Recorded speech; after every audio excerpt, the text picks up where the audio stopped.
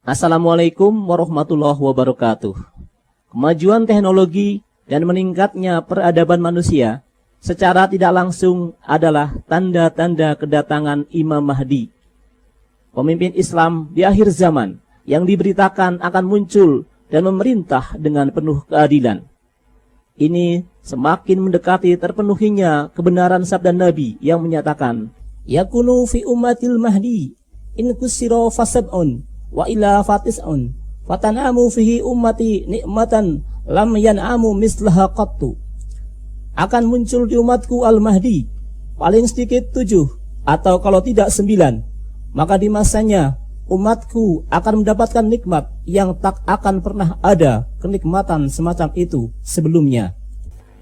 Bentuk kemajuan teknologi seperti bangunan-bangunan yang menjulang tinggi, kendaraan seperti pelana kuda, mobil dan semisalnya adalah nubuat yang telah terjadi dan menunjukkan suatu nikmat yang belum pernah dialami umat sebelumnya, dan tentu keadaannya akan melebihi di era Al-Mahdi. Karena bagaimana mungkin bisa disebut nikmat yang tidak ada nikmat semisal itu jika ternyata diandaikan di era Imam Mahdi manusia justru kembali kepada kehidupan primitif tanpa teknologi dibandingkan dengan kehidupan kita sekarang. Meskipun demikian, teknologi akan disalahgunakan sebelum zaman keemasan itu datang. Produk teknologi, semisal senjata pemusnah massal, kini bisa memberikan angka kematian yang sangat besar, sehingga teks-teks misal terbunuh 7 dari 9 atau terbunuh 99 dari 100 dalam riwayat tentang perang gunung emas di sungai Efrat atau Malhamah Kubro dan semisalnya memang realistis terjadi bila dianggap kemajuan teknologi persenjataanlah yang menjadi penyebab membengkaknya jumlah korban perang. Ketika petaka akibat penyalahgunaan teknologi tersebut terjadi, suatu generasi Islam akan muncul untuk menghentikannya dan menguatkan kembali agama ini.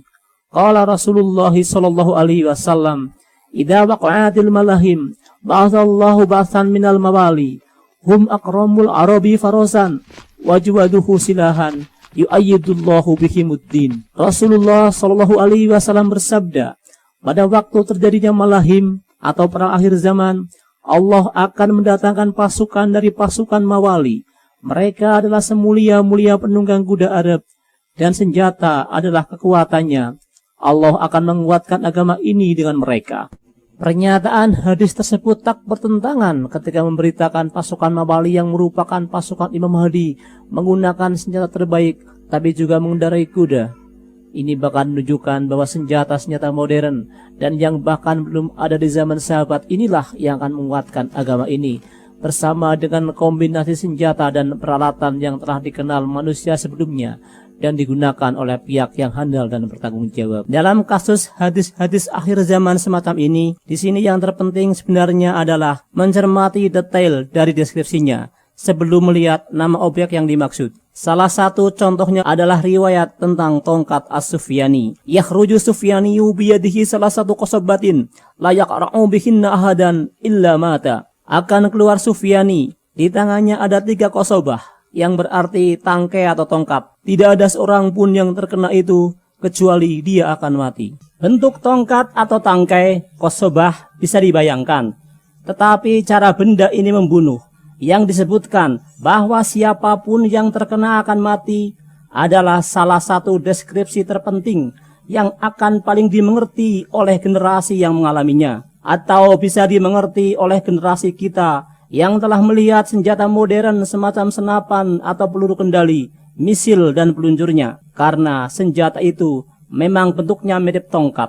Qasabah sendiri adalah sesuatu yang dipisah-pisahkan seperti potongan batang tebu. Di sini, bagian terpenting lagi adalah penyebutan varian 3 tongkat.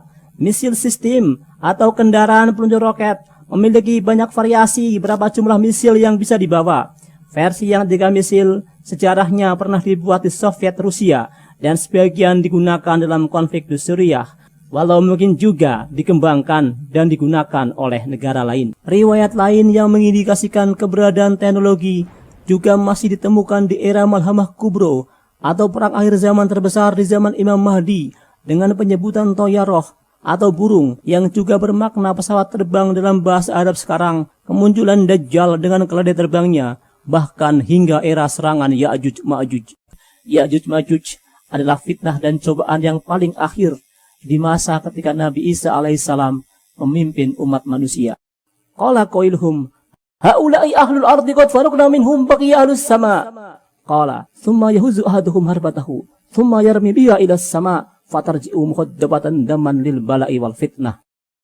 Berkata pemimpin mereka, yakni pemimpin Ya'juj Ma'juj, kita telah mengalahkan penduduk bumi. Sekarang yang tersisa adalah penduduk langit.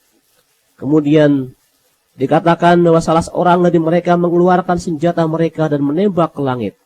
Dan senjata itu kembali dengan bersimbah darah sebagai cobaan dan fitnah. Penyebutan ahlus sama, penduduk langit atau mereka yang di langit, adalah lebih mudah dipahami bahwa ada kemungkinan sekelompok manusia akan terbang dan mengungsi ke angkasa atau ke langit saat serangan Ya'juj Ma'juj di darat dengan wahana terbang semacam pesawat, helikopter, balon udara, ataupun termasuk stasiun ruang angkasa. Daripada menafsirkan hadis sahih ini sebagai ahlus sama atau penduduk langit dalam artian malaikat dan semisal itu. Wallahu a'lam bishawab.